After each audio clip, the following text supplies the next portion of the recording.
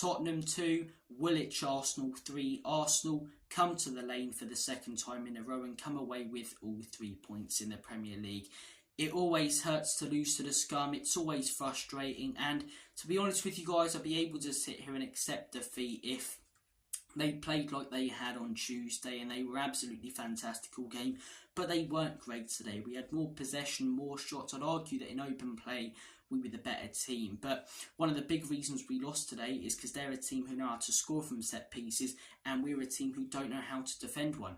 Also, in my opinion, our system is becoming far too predictable. I'm not asking Ange to change it completely, but sometimes tweak it. Arsenal are playing very compact today. It's not rocket science that if you put the wing-backs out wide alongside the wingers and maybe invert them sometimes, it's going to draw out that Arsenal back line and give us more space to expose to create opportunity to score from. But instead, we stick with inverting the wing-backs, and it felt like every single time we tried to play through them, they were intercepting our passes. Our big chances today came from set pieces, funnily enough, which we can't defend, but I actually thought a lot of our corners were whipped in brilliantly today. And Romero, whilst he looked like one of the only ones who really gave a shit in that second half and actually gave it his all and can hold his head up high, he missed 3 massive chances. The one in the first half, as I say, when we were 1-0 down and narrowly misses the post. The one in the first half where it's fallen to him at the far post and he's literally just got to head it on target and it goes into the back of the onion bag. Raya's nowhere near it. And the one in the second half where it's fizzed towards him, he's 1-1 with Raya and he jumps over him but can't head it down. Those 3 chances go in. VAR does its job properly and doesn't disallow that goal. In my opinion, we're talking about a different result because the performance wasn't that bad. We were lazy at times and the scoreline at a point was an absolute disgrace. You should never, I don't care how good of a team they are, you should never be 3-0 down to your rivals at home, especially when they're not even playing that well. But as I say, I'd say we were the better team than them. We had more possession, we had more shots, more shots on target, more passes, more touches on the ball, a higher XG, but we just didn't finish our dinner. VAR got a decision completely incorrect in my opinion. The referee was very one-sided. I'm not going to scapegoat that because we've got our own part to play. If we finish our dinner, it doesn't matter what decisions the referee makes. But in my opinion, I do think he was very one-sided and he gave a lot of fouls and small niggles to Arsenal that he didn't give to us. I think our high line is costing us as well and our manager's stubbornness not to tweak it, not to change it. I don't want him to change it. When Pep first went to Man City, he didn't change his system. Neither did Klopp, neither did Arteta. And that's how they've managed to instill it so that the players know how to play that system brilliantly. But those managers against certain opposition when they first went there would tweak it. You knew how Arsenal were going to set up today because they knew how we were going to set up. They're a team that on the road has defended very compactly and counter-attacked teams with pace and at home ripped teams to shreds and dominated games. But today it was easy for them. If you're coming up against Spurs, you're going, okay, target them from corners because they can't defend those to save their lives. Sit back, play very narrow, so when they invert their wing-backs, you're intercepting all their passes. And counter-attack them with pace because apart from Van de Ven, all of their defenders don't have the legs. It's just, sometimes I think drop that line a little bit. And if he drops that line a little bit and Davies man marks today, we don't concede that Saka goal. Sometimes I think to myself, don't invert the wing-backs for this game.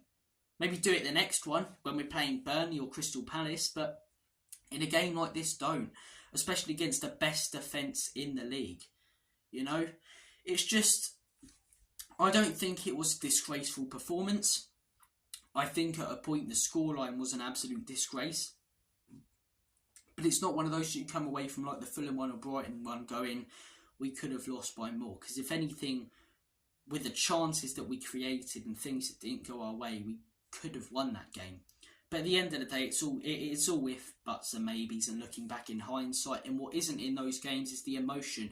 And whilst I do accept that Arsenal are a great team, being 3-0 down to Arsenal in North London derby at home is never acceptable. No matter the circumstances. I don't care about missed chances. I don't care about VAR. That scoreline at that point is unacceptable, even if they don't necessarily deserve it. I think 3-2 is probably a pretty fair scoreline. Maybe a draw would have been.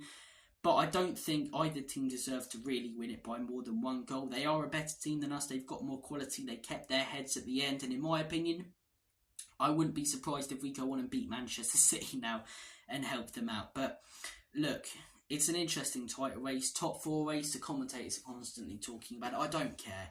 The last 2 games have shown me that we're nowhere near ready for Champions League. Europa League, I think, is a competition we've got more of a chance of winning. We can develop our youngsters in it. And to be honest, I'd much rather be in it. But the reasons we lost today, in my opinion, set-piece defending, need a set-piece coach, and just stubbornness when it comes to his system. Certain players' performances, VAR and the referee not going our way. I mean, the referee wasn't about to give that bloody low blow at the end from Declan Rice, who should have got a second yellow. Yeah, stubbornness to change system decisions, not being clinical enough, players performing badly, and set-piece defending. I mean, that's the best way I can summarise it, really. I want to hear your guys' thoughts and opinions. It's always frustrating. It always hurts to lose these kind of games, but there you go. I mean, we've got to move on. We've got Chelsea away. I mean, they've been crap recently, but they're not going to roll over for us, are they? They're going to turn up like prime Barcelona and put in a fantastic performance. So I expect to lose that and probably Liverpool. So the next few might be very, very hard. I do think we should stick by Ange. I do think that it's pointless sacking him and turning on him.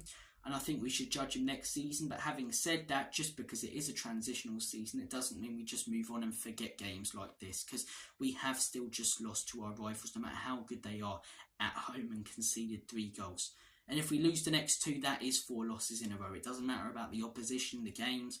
You don't lose 4 games in a row. So Ange deserves criticism for today. He deserved criticism against Newcastle, and he will over the next week. But people who are completely and utterly turning on the manager, I want to know who you want in. Why you think we'd sack a manager who pre-season we expected wouldn't finish in the top 10, who's actually got us 5th. He deserves criticism. It's a transitional season. We don't just forget and move on and happy clap and say it's a rebuild. But at the same time, in my opinion, we shouldn't lose our absolute heads. Crazy game. I'm sure it was enjoyable for the neutral. I think Arsenal to be 3-0 up was pretty unfair, but you have to give credit to them. They got chances. They put them away, even though Højbjerg thought it was...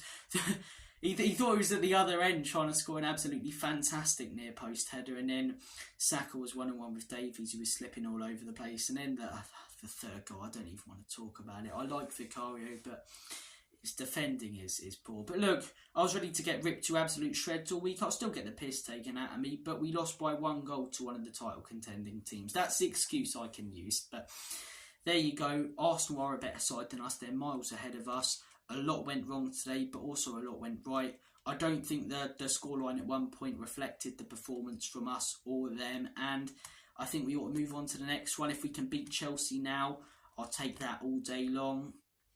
Europa League is the competition we deserve to be in, but just because it's a transitional season, it doesn't mean we shouldn't criticise the manager and these players for losing a derby at home. But guys, I want to hear your thoughts and opinions on it. I nearly said predictions on it, but thank you for watching this video. Take care, have a good one, and as always, come on you Spurs.